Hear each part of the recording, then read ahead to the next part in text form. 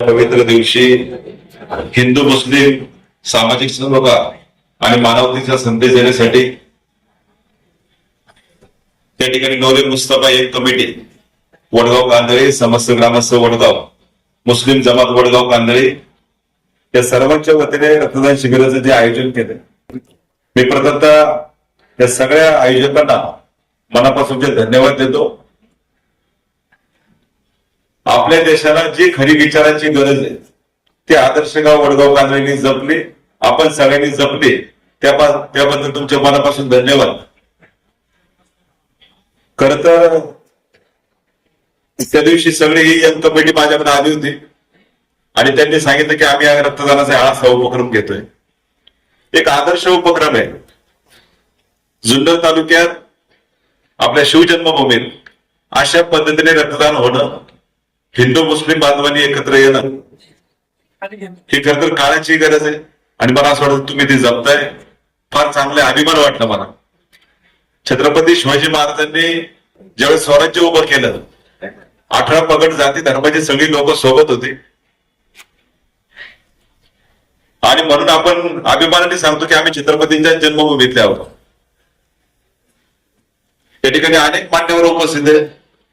नारायणगाव आमचे कैलास शेठ पानसरे आणि विलासनाना पानसरे यांच्या आईचा अंत्यविधी आहे, त्याच्यामुळे मला जाण्याची घाई आहे. मी सगळ्या मान्यवरांची दिलगिरी व्यक्त करतो. परंतु या ठिकाणी सगळ्या मुस्लिम यंग कमिटीचे विशेष करून अध्यक्ष बबलूभाई पठाण आणि ज्यांचा आज वाढदिवस आहे ते आसिफभाई नामदार, योगायोग आहे. वाढदिवसाच्या दिवशी ईद येणं, ईद मिलाद येणं एक चांगली भाग्याची गोष्ट आहे, योगायोगाची गोष्ट आहे. आज खरं तर विज्ञान इतकं पुढे गेलंय, अनेक गोष्टीचं मॅन्युफॅक्चरिंग होतं. हा साधा पेन आहे, त्या पेनचं पण मॅन्युफॅक्चरिंग कंपनी.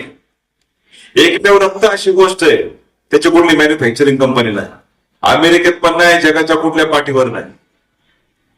त्याच्यामुळं आपल्या ठिकाणी खरं तर आपला हा संदेश आहे की इतकं विज्ञान पुढे जाऊन जर रक्ताची जर मॅन्युफॅक्चरिंग फॅक्टरी होत नसेल, रक्त जर बनत नसेल, मला असं वाटतं फक्त रक्त बनवायचं काम फक्त आपला माणूस करतो आणि आपण त्याच्यामुळे माणुसकी जपली पाहिजे, हे फार महत्वाचं आहे. आज कुठल्या जाती धर्माचं कुठलं रक्त मुस्लिम बांधवांनी, हिंदू धर्माच्या बांधवांनी केले, नक्कीच मला या गोष्टीचा अभिमान आहे.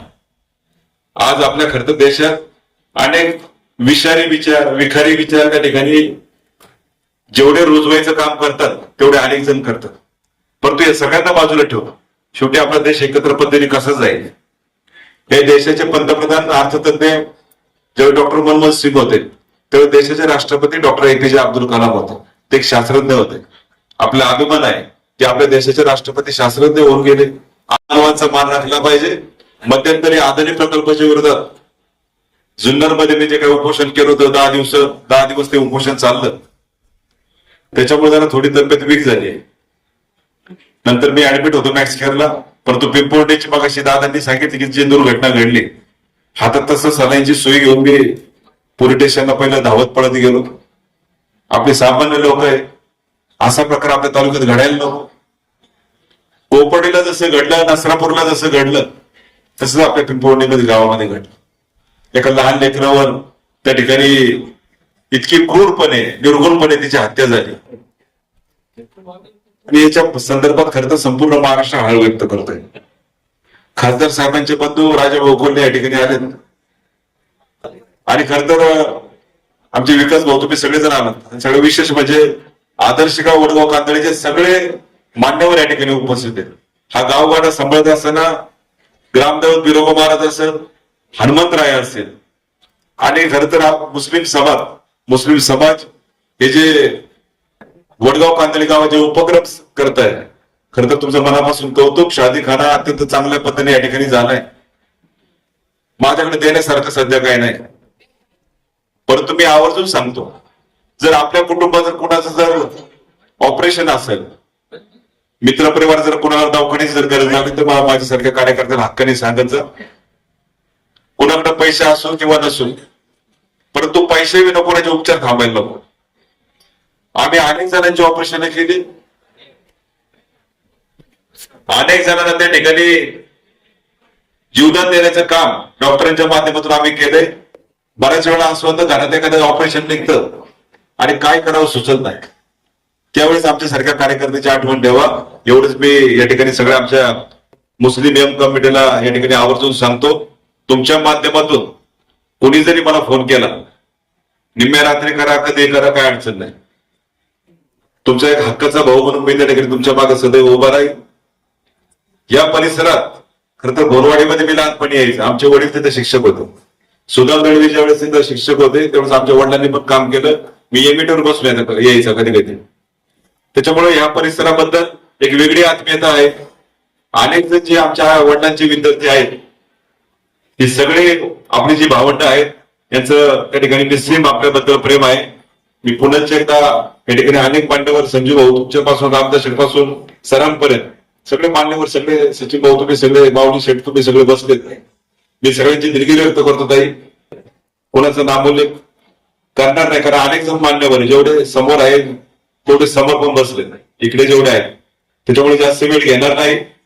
पत्रकार बांधवांचे विशेष करून अदानी प्रकल्पाच्या विरोधात तुम्ही जे प्रशासनाला ज्या बातम्या तुमच्या माध्यमातून गेल्या, तुमचं पण मला या ठिकाणी धन्यवाद द्यायचे. कारण अदानीच्या विरोधात कोणताही न्यूज चॅनल त्या ठिकाणी बातमी देत नव्हता. त्यावेळेस आपल्या जुन्नर तालुक्यातील पत्रकार खरं तर उभे राहिले. एवढं मी निश्चितपणाने या ठिकाणी सांगतो. आणि आमच्या मुस्लिम एम कमिटीला ज्यांचा आज वाढदिवस आहे त्यांना उदंड आयुष्य लाभो, निरोगी आयुष्य लाभो, हीच मी त्याच्यासाठी प्रार्थना करतो.